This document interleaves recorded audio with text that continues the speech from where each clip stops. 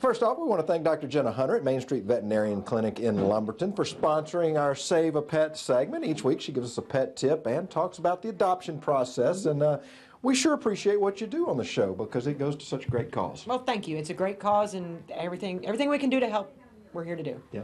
Let's talk about the adoption process just a little bit, because, I mean, it's almost like a human. When you move, it's stressful, and it can be the same way on animals. Yeah, absolutely. You have to imagine that, of course, a dog in a shelter has been in some kind of a cage or a kennel for gosh only knows how long. There's a lot of the rescue groups that while they foster them and they're maybe in someone's home, they still are maybe kenneled, not getting the freedom that they're going to get once you get them back home to your house and to their new hopeful permanent home. Yeah, and it all starts with that car ride. They don't know where they're going. Absolutely. You know, they probably just imagine anything else, almost like a foster child. You've been in and out of places. You've probably gone around, gone to adoption places, and then suddenly, where's this ride going to lead me?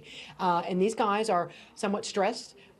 They get to a new home and they may not know it's a permanent place, and so there's an adjustment period for our animals, from the car ride home to several weeks in the new environment until they can settle down sometimes.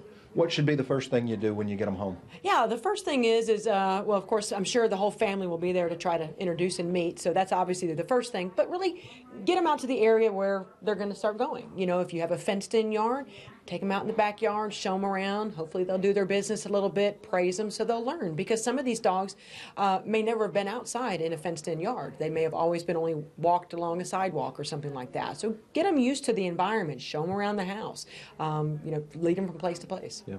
I also understand that it could be a little while before you actually learn that dog's personality, because they do have an adjustment period. Yeah, absolutely. It's just like I said, they've been in a kennel or a cage, maybe around several other animals, and now they're all by themselves. And so, yeah, and they have to realize, too, they're comfortable in the environment, getting used to the routine. So sometimes that real personality, they may seem really energetic at first, but then they'll calm down because they realize, this is my place, I'm settled, and everything's good. Yeah. And with Christmas on Wednesday, let's talk about this real quick. I'm picturing grandmother and her dog. They've been together all year, usually probably most of the time by themselves, and then all of a sudden family comes from everywhere, and this little dog is just probably overwhelmed. Absolutely. And some dogs that are overwhelmed will act out anywhere from hiding under the bed to snapping and trying to bite.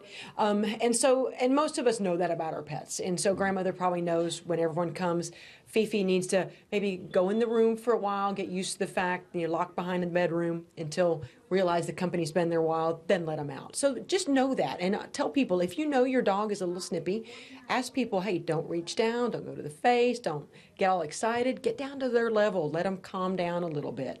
The timid dog, same thing, don't go try to pull it out from under the bed, let her wait until Fifi's ready, and Fifi will come out and introduce herself to the family. Very good. And again, we very much appreciate what you do for our adopting a pet. And in fact, let's go check on it and maybe see about getting a pet adopted.